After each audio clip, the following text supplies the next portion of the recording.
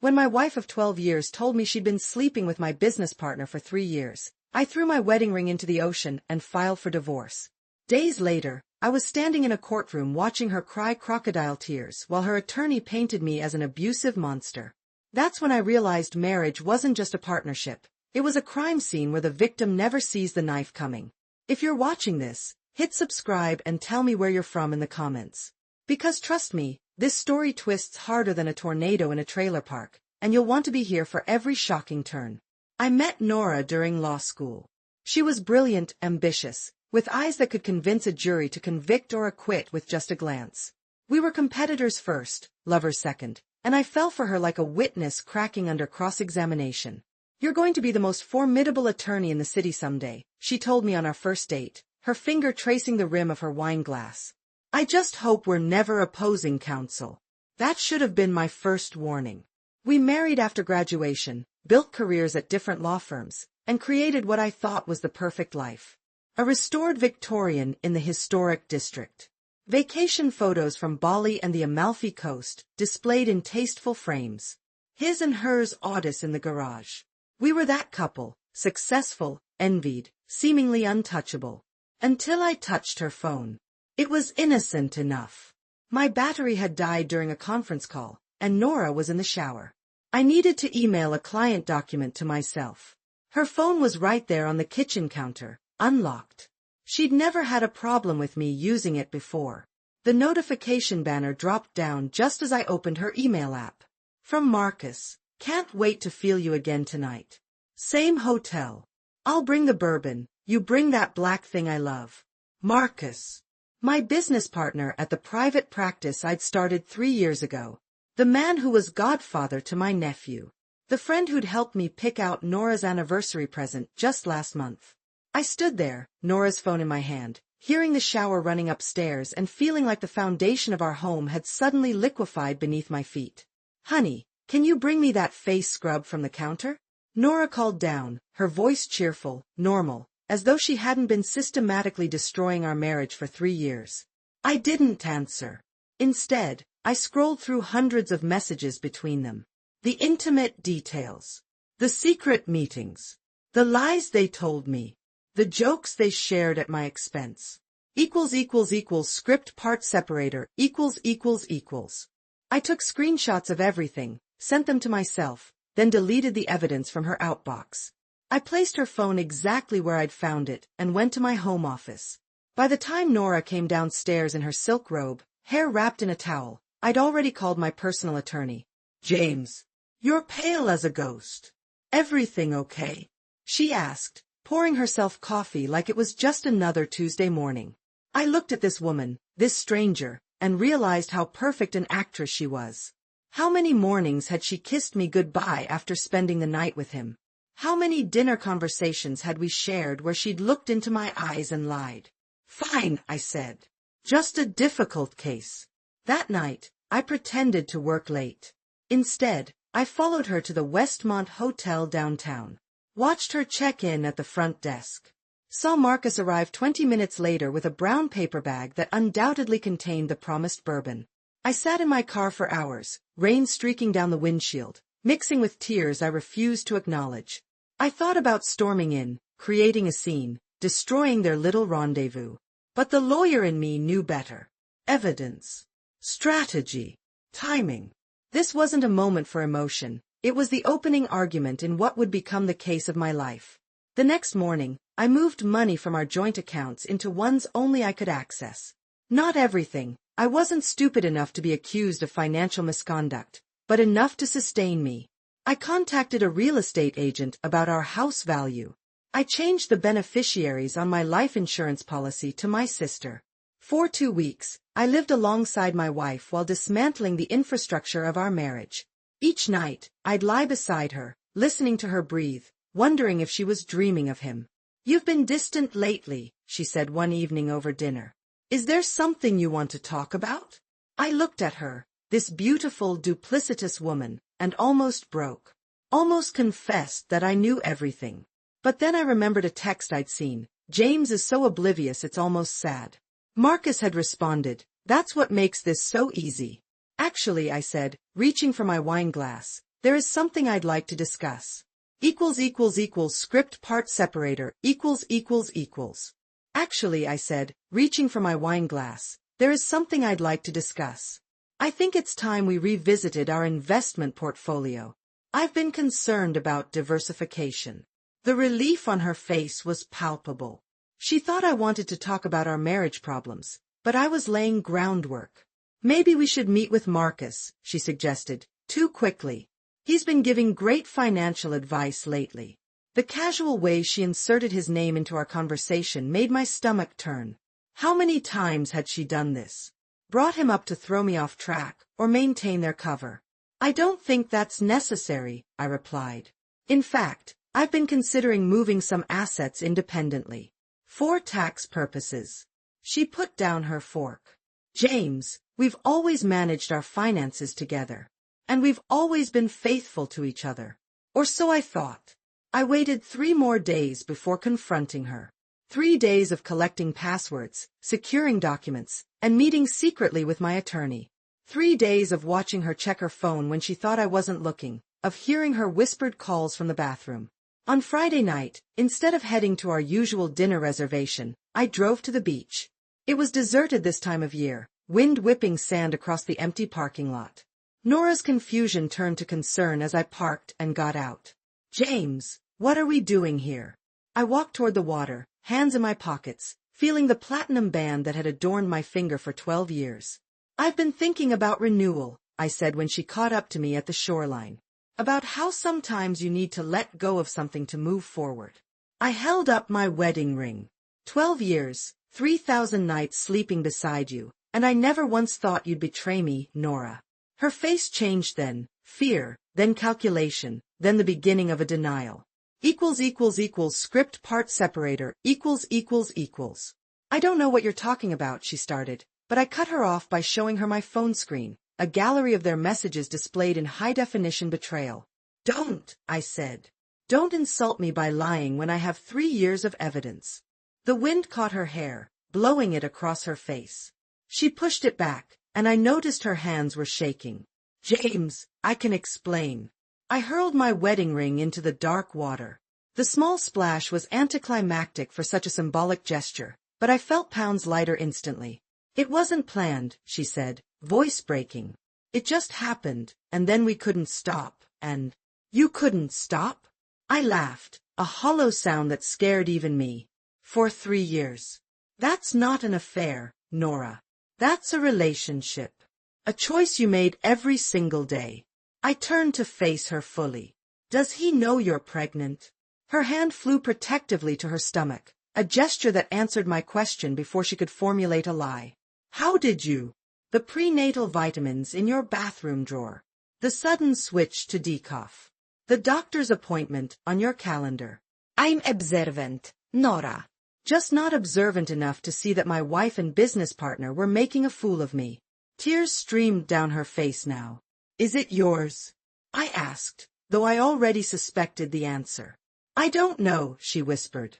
Those 3 words demolished whatever composure I had left. I walked back to the car without looking at her. She followed, sobbing, grabbing my arm, begging me to talk this through. There's nothing to discuss, I said, shaking her off. You'll be hearing from my attorney on Monday. Don't come home tonight. 2 days later, I was served with divorce papers at my office. Somehow, she'd beaten me to the courthouse. And the accusations in her filing made my blood run cold. Script part separator equals.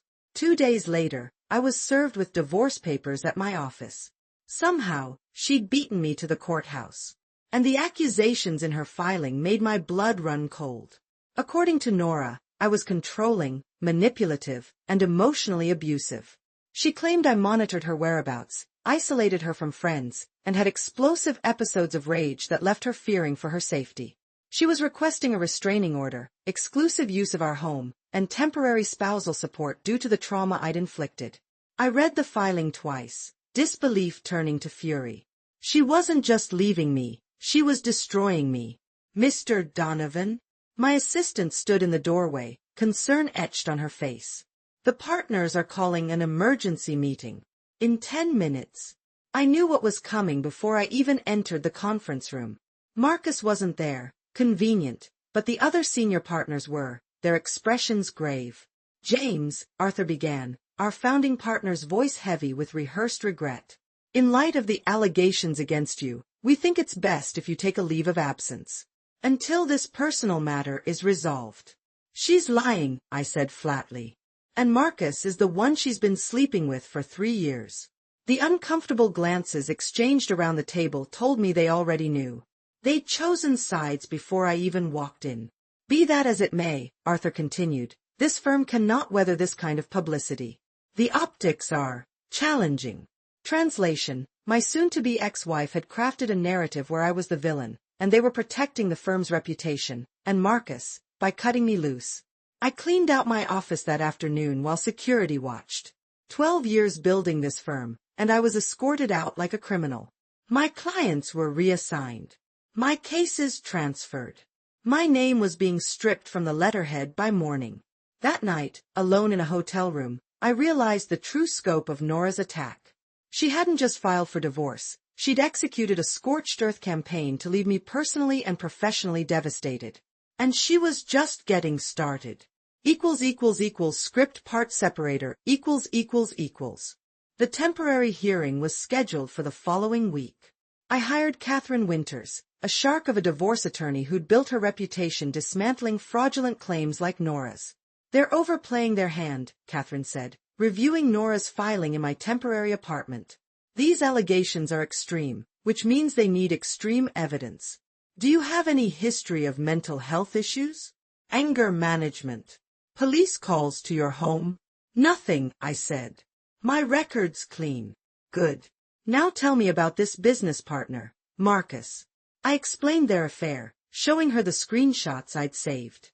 This is helpful, but not enough, Catherine said. We need to prove they conspired to damage you professionally. And we need to question the paternity of this child. The courtroom was packed the day of the hearing. Nora sat beside her attorney, dressed conservatively in a high-necked blue dress, looking fragile and frightened. An Oscar-worthy performance. Marcus sat directly behind her, a united front. Her attorney painted me as a controlling monster. He presented evidence, texts where I asked where she was or when she'd be home, emails where I questioned expenses, testimony from friends who claimed I isolated Nora. When my turn came, Catherine methodically dismantled their narrative. She presented our joint calendar showing Nora's numerous solo trips and girls' nights out. Financial records demonstrating her complete access to our accounts. Photos of social events contradicting the isolation claims. Then she dropped the bomb. Your Honor, we have evidence Mrs. Donovan has been engaged in a 3-year affair with Mr. Donovan's business partner, who is sitting in this courtroom today. The murmurs spread through the gallery like wildfire as Catherine presented the text messages. Furthermore, she continued, we believe Mrs. Donovan's pregnancy may be the result of this affair, and that these fabricated abuse claims were strategically timed to secure Mrs. Donovan's financial position and protect her paramour's standing at the firm. Nora's face drained of color. Her attorney requested a brief recess, which the judge granted. Script part separator In the hallway, Nora's attorney approached us, his expression tense. We should discuss settlement options, he suggested quietly. Catherine smiled coldly. After your client filed false abuse allegations? Our settlement demands just doubled. When court resumed, the judge's demeanor had shifted. He denied Nora's request for a restraining order and ordered a more equitable temporary arrangement. I could return to my home while Nora stayed with her sister. The firm was instructed not to make permanent decisions about my partnership until the divorce concluded. It was a small victory, but I knew the war was far from over. That night, alone in our house for the first time in weeks, I discovered something unexpected. While searching for financial documents in Nora's home office, I found a second phone hidden in a hollowed-out book. The password was our anniversary date, ironic given the circumstances. What I found turned my already shattered world upside down. This wasn't just about an affair. There were messages between Nora and Marcus discussing client funds, our firm's client funds. Transfer another $50,000 through the Cayman account, she'd written. We're almost at our target. My wife and business partner weren't just betraying me emotionally, they were embezzling from the firm. I immediately called Catherine.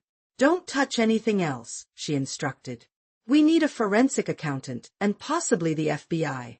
This changes everything. I barely slept that night, my mind racing with implications.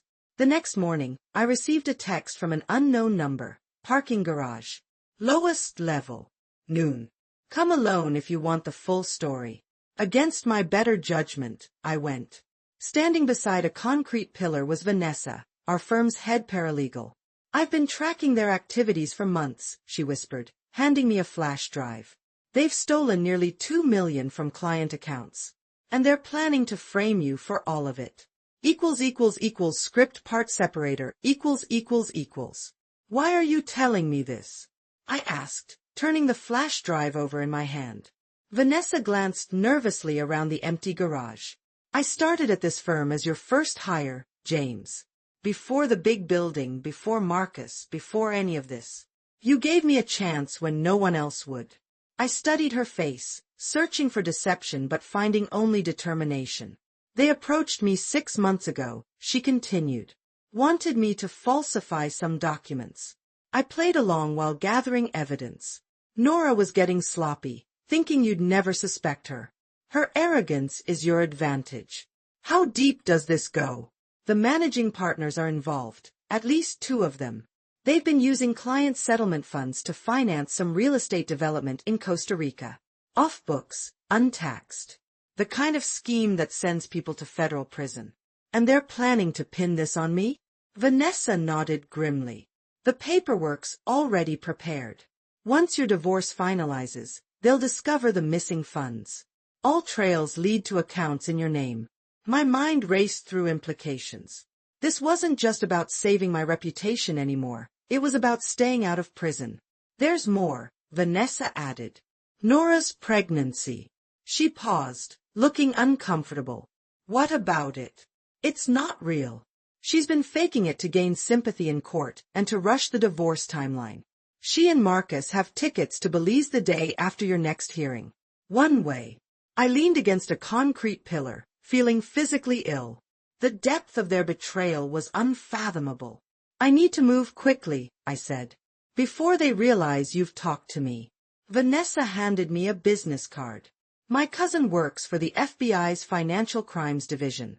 He's expecting your call. But James, when this explodes, it takes down the whole firm. Everyone's reputation. Your career may never recover. I pocketed the card. Some fires need to burn everything to the ground so something new can grow. Script part separator, The next 24 hours moved at breakneck speed. I met with Catherine and Vanessa's FBI contact, Special Agent Rivera, at a secure location. The evidence on the flash drive was damning. Falsified client statements, offshore accounts, forged signatures, including mine. They've created a perfect paper trail framing you, Rivera explained, scrolling through documents. According to these records, you've been siphoning settlement funds for 3 years. But we can prove it's fabricated, right? I asked. Digital evidence can be manipulated. We need someone on the inside to flip. Catherine interjected, what about leveraging the divorce case? Force Nora's hand. Rivera nodded slowly. If she thinks you've discovered only part of the scheme, she might panic and make mistakes. But we need to move carefully. These people are sophisticated. That afternoon, I received an unexpected call from Arthur, the founding partner. James, I'd like to discuss your situation. Privately. Can you meet tonight? The conciliatory tone set off alarm bells. Of course. Your office? No, he replied quickly. Let's meet at the Carlton. 8 o'clock. After consulting with Rivera, I agreed, wearing a wire beneath my suit jacket. The Carlton was nearly empty when I arrived. Arthur sat in a corner booth, nursing a scotch, looking older than his 60 years. James, he began after I sat down. I've always respected you. That's why this situation is regrettable. Which situation, Arthur? My divorce or the fact that the firm is stealing from clients? His face hardened. Careful-if accusations. I'm trying to offer you a lifeline here. I'm listening.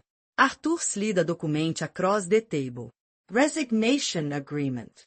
Full severance. Clean reference. Walk away from the firm and your divorce with dignity. NDF refuse? His smile didn't reach his eyes. Then the managing committee has evidence you've been embezzling funds. Evidence that would interest both the Bar Association and prosecutors. Script part separator.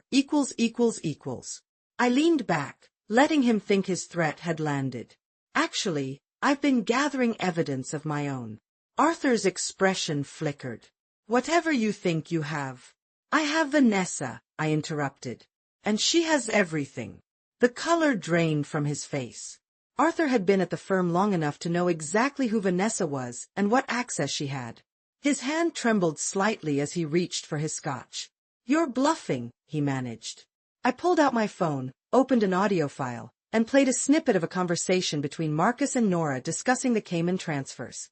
Arthur Zeiss Videnid. There's more where that came from, I said, pocketing my phone. Enough to send everyone involved away for a very long time. What do you want? He asked, his voice barely audible. The truth. All of it. Or this evidence goes to the FBI tomorrow morning. Arthur glanced around the empty restaurant, then leaned forward. It started small, using settlement funds temporarily while waiting for investment returns. Marcus suggested it during the recession. Just short-term loans. That evolved into a full embezzlement scheme? He nodded miserably. When clients don't know exact settlement amounts, it's easy to skim. Nora handled the offshore accounts. She's remarkably good at moving money. And my role in this narrative? That was her idea too. She'd been planning your exit for over a year. Said you were getting suspicious about some transactions. My own wife, I said softly, the betrayal still fresh despite everything I'd learned. Ain't the baby? Arthur looked confused. What baby? Nora's pregnancy. He frowned. She told the partners she lost it weeks ago. Used it for sympathy when pushing for your removal. My mind spun with this new information. She'd been playing everyone, including her co-conspirators. Script part separator. I need one thing from you, Arthur, I said, pushing the resignation agreement back across the table. Testify against them. He recoiled. That's suicide. They'll destroy me. They're already planning to destroy you, I countered. When this falls apart, and it will, someone needs to take the blame. You think Nora and Marcus haven't prepared for that scenario? Arthur's face crumpled as the truth of my words sank in. Why would I trust you? Because I'm offering you partial immunity. Cooperate with the FBI, and you'll face disbarment instead of prison. The next morning, Catherine filed an emergency motion in our divorce case, claiming newly discovered evidence of fraud. Simultaneously, Agent Rivera executed search warrants at the firm and Nora's sister's house. I'll never forget Nora's face when she entered the courtroom and saw Arthur sitting beside the prosecutor. Pure, unfiltered shock, followed by calculating fury. Marcus wasn't present. He'd been arrested at the airport that morning, attempting to flee with a suitcase containing $300,000 in cash. Your Honor, Catherine began, we have evidence that the petitioner fabricated abuse claims to distract from a large-scale financial fraud scheme in which she is a principal actor. As Catherine outlined the evidence, Nora's attorney requested multiple recesses. I could see him whispering frantically to her, likely advising her to consider a plea deal. By day's end, the judge had frozen all assets connected to Nora and suspended our divorce proceedings pending the criminal investigation. Outside the courthouse, reporters swarmed. The story was too juicy to ignore. High-profile attorney's wife accused in million-dollar embezzlement scheme. I pushed through the crowd, ignoring shouted questions. This public spectacle wasn't the victory I wanted. It was merely the beginning of a long, painful reckoning. Script part separator. That night, my phone rang at 2 a.m. Nora's sister's number. You've destroyed everything, Nora's voice slurred, clearly intoxicated. Was this your plan all along? Wait until I made one mistake and then burn my life to the ground?